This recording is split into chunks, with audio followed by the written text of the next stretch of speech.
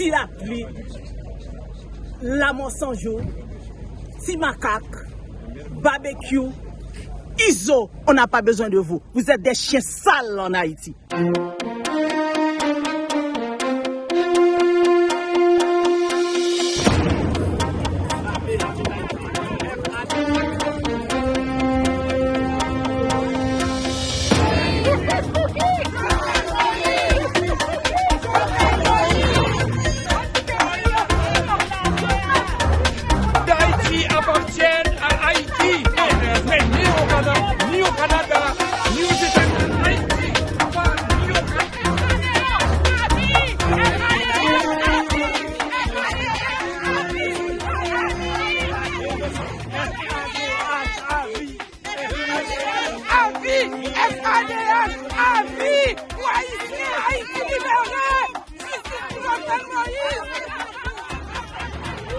Je dis pour ça nous là, parce que problème Canada et problème États-Unis, problème la France, c'est eux-mêmes qui ont monopole pays d'Haïti.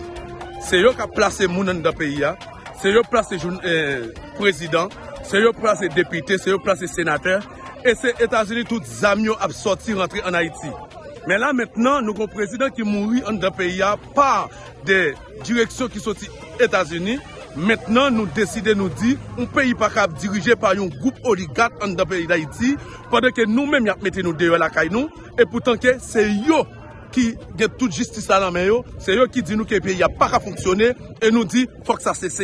Depuis 1804, nous prenons indépendance, et avec indépendance depuis 1804 là, ça qui passait, nous bafoué indépendance nous, et aujourd'hui là nous dit faut Haïti libéré. Nous-mêmes, nous là pour libération Haïti, bon programme des manifestations qui vont le faire dans le Canada, côté que le Premier ministre Justin Trudeau, il reconnaît qu'il y a 10 groupes moun qui kembe le pays d'Haïti dans l'Est. Mais nous disons qu'il faut que ça cesse. 10 groupes moun sa yo, faut que libérer le pays, parce qu'il y a travaillé des concerts avec des groupes qui fondent au Canada. Nous-mêmes, nous décidons de dire faut que ça termine pour que Haïti joue une libération aujourd'hui. Pour libération Haïti venir, c'est nous-mêmes qui pouvons commencer à revendiquer le droit pays d'Haïti à l'échelle internationale, côté que c'est le Canada qui a dirigé Haïti, c'est États-Unis qui a dirigé et la France, mais eux-mêmes ont fait nous connaître que ce n'est pas vrai. Ça qui passe en Haïti, c'est un problème qui est lié pendant que c'est eux-mêmes qui doivent faire problème pays. C'est peut-être ça nous l'a dit. Pour revendiquer trois pays. Qui est-ce qui a tué Jovenel Moïse? Qui a tué Jovenel Moïse? Nous, on veut que Ariel Henry sorte du pouvoir. Qui a tué Jovenel Moïse? Nous voulons que Ariel Henry est complice dans l'assassinat du président Jovenel Moïse. Ok? Et on sait que Dimitri Vob est impliqué dans la mort de Jovenel Moïse. On sait que Boulos, les oligarques, sont impliqués dans l'assassinat du président Jovenel Moïse. Nous savons que l'ambassade est impliquée dans la mort du président Jovenel Moïse. Nous, les Haïtiens, qu'est-ce qu'on demande? Comment il est impliqué? Comment il est impliqué? Comment il est impliqué? Attends, quelqu'un va rentrer dans ton pays. Dimitri Vob, les Haïtiens, comment il est impliqué dans l'assassinat de Jovenel Moïse? Ok, le président Jovenel Moïse voulait mettre l'électricité dans le pays. Le président Jovenel Moïse voulait faire des ponts, des routes. Et on sait qu'au niveau des douanes, le président avait coupé des contrats. Et ils savent que ces contrats-là, ils ne voulaient pas que le pays avance, que le pays développe. L'électricité est la base numéro 1 dans un pays. Et s'il n'y a pas d'électricité dans un pays, le pays ne fonctionne pas. Yes. Et qui a le monopole dans le pays? Ce sont les oligarques. Est-ce qu'au Canada, on va accepter que seul oligarque, c'est lui qui a la farine? Un seul oligarque, c'est lui qui a le cuivre. Un seul oligarque, c'est lui qui a le poisson. Non, un pays ne peut pas fonctionner ainsi. Il faut qu'on arrête cette histoire de monopole dans le pays. Il faut que ça cesse. Le Canada était juste envers Haïti. Pourquoi? Parce que quand il s'agissait de Jovenel Moïse qui était sur le pouvoir, Jovenel Moïse avait payé pour des armements comme des machines blindées, des camions blindés. Ils n'ont jamais répondu. Mais aussitôt que c'est un assassin qui a participé dans l'assassinat de M. Jovenel Moïse, et celui-là, il s'appelle Ariel, présentement au pouvoir, et le Canada a collaboré avec un assassin et c'est maintenant qu'il nous envoie du matériel. On se demande qui sont derrière tout ce qui se passe en Haïti. Est-ce que le Canada n'est pas coupable? Les mines d'Haïti appartiennent à Haïti. Ils n'appartiennent ni aux États-Unis ni au Canada. Qu'ils arrêtent d'envoyer leurs bateaux et leurs avions localiser notre sous-sol et notre mine dans le sous-sol.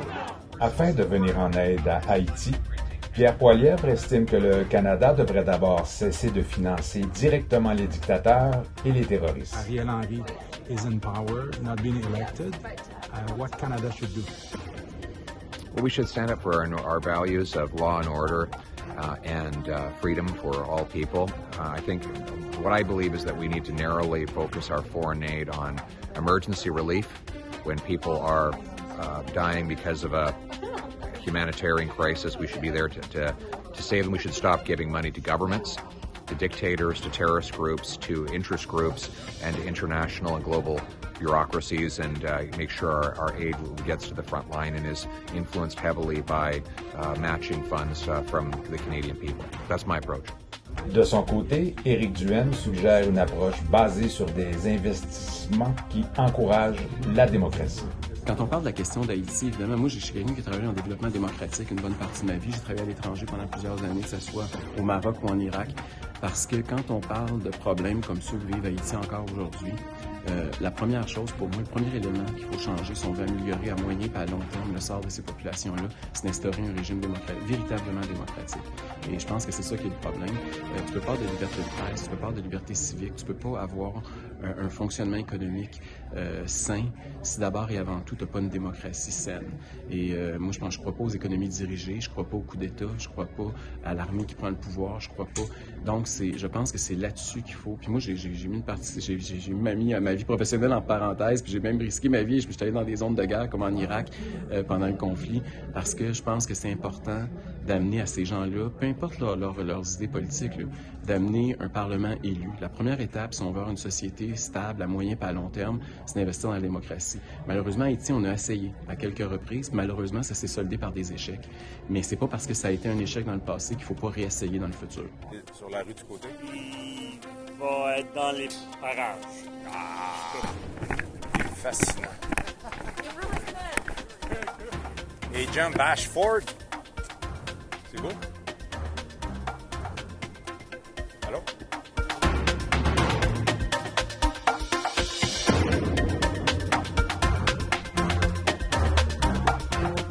Haïti attendait avec espoir la visite au Canada du président américain Joe Biden. Pour qui ça ou là, Jodia? Pour qui sommes là, Jodia, étant haïtienne, moi citoyen canadien, moi canadienne, ça fait depuis 40 ans, moi Ottawa. Alors, moi souffri en pile avec problème qui a passé en Haïti, la caille moi. Mais me senti ça fait tellement mal, m'attendais tout ça qui a passé en Haïti, et tandis que je pas qu'à faire rien pour pays moi. Et même si pays, quel que soit gens lié, moi toujours mes pays parce que moi grandi dans pays moi tout sacrifice papa me fait pour moi. Bon après-midi tout le monde. It is a real pleasure to welcome my friend President Biden, Joe, to Canada this week. Malheureusement, l'histoire retiendra que Justin Trudeau a préféré privilégier l'Ukraine, le Mali, la République démocratique du Congo, le Soudan du Sud et le Ghana, plutôt que de répondre à l'appel à l'aide des 800 000 Canadiens d'origine haïtienne. Haïti est malade. Tout le corps de Haïti est en cancéreux. Mais on ne peut pas le toucher. Mais la chose la plus importante en Haïti, de finir avec ces gangs pour que le pays soit libéré. Et avec toutes les corruptions qui sont là dans le gouvernement, sont corrompues. S'il te plaît, please do something for Haiti, for the good things. And people should be glad that Haitian come back to normal because now this country is finished. It's a demon. All this is bad, dirty, something I cannot say more than that. Please, do the thing for Haiti, good thing. Now, no more gang, no more corruption. Et please, establish things in Haiti pour que les Haïtiens soient restés dans son pays libre avec de sécurité. On n'a pas besoin de troupes pour entrer en Haïti. Parce que si il y a quelqu'un qui aide Haïti, comme le monsieur là, Muscadet, Il a demandé quelque chose pour aider en Haïti.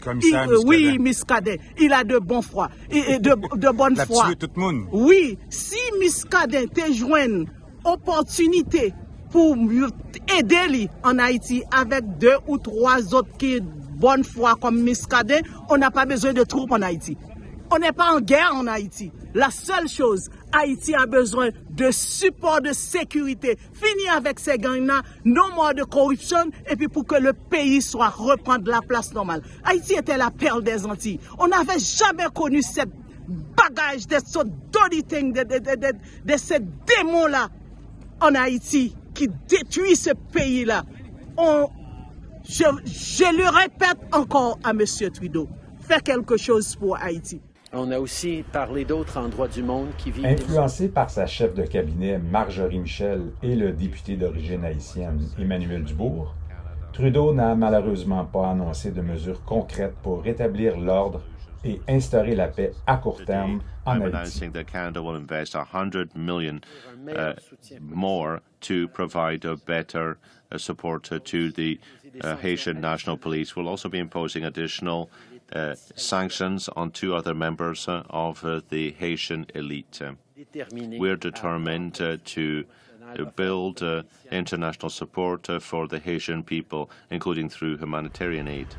Quant à eux, les États-Unis se sont désengagés du dossier haïtien en raison du refus canadien de déployer des troupes sur le terrain. Ce désaccord stratégique entre les 2 pays pourrait exacerber les tensions diplomatiques et rendre la résolution de la crise haïtienne encore plus difficile. Monsieur Biden, Monsieur le Président, êtes-vous déçu? Are you disappointed by the fact that Canada is not playing a larger role in a multilateral force in Haiti? And what more do you want Canada to do in addition to the 15,000 migrants that Canada has agreed to take? Look, this is a very, very difficult circumstance. The idea of how do we deal with what's going on in Haiti, where gangs have essentially taken the place of the government, in effect. They rule the roost, as the saying goes. And so I think that what the Prime Minister has spoken about makes a lot of sense. The biggest thing we could do, and it's going to take time, is to increase the prospect of the police departments in Haiti having the capacity to deal with the problems they're faced. And that is going to take a little bit of time. We also are looking at whether or not the international community through the United Nations could play a larger role in this event, in this circumstance. But there is no question that there is a real, genuine concern because there are several million people in Haiti, and the diaspora could cause some real, how can I say it, confusion in the Western Hemisphere. And so, but I think that what the Prime Minister is suggesting, and we are as well going to be contributing to see if we can both increase the efficiency and capacity of the training and the methods used by the police department, as well as seeing if we can engage other people in the hemisphere, which we've been talking to, and they're prepared to do some. So it's a work in progress. Alors qu'elle annonçait un soutien financier important pour l'Ukraine, mes sources au sein du ministère de la Défense nationale affirment que l'honorable Anita Anand étudierait depuis plus d'1 an une stratégie militaire alternative pour venir en aide à Haïti. We have committed over $1 billion of military aid for Ukraine, including most recently 8 Leopard 2 main battle tanks, over 200 armored vehicles, and a NASAMS air defense missile system. Selon des employés du ministère de la Défense avec qui j'ai parlé, et malgré cet engagement pour supporter l'Ukraine, la ministre envisagerait de déployer des troupes pour surveiller la frontière haïtiano-dominicaine afin de neutraliser directement le trafic d'armes entre les 2 pays. Cette stratégie viserait à éviter des affrontements directs avec les gangs armés et ainsi minimiser les pertes militaires canadiennes, tout en aidant à stabiliser la situation en Haïti en neutralisant directement le trafic d'armes entre les deux pays.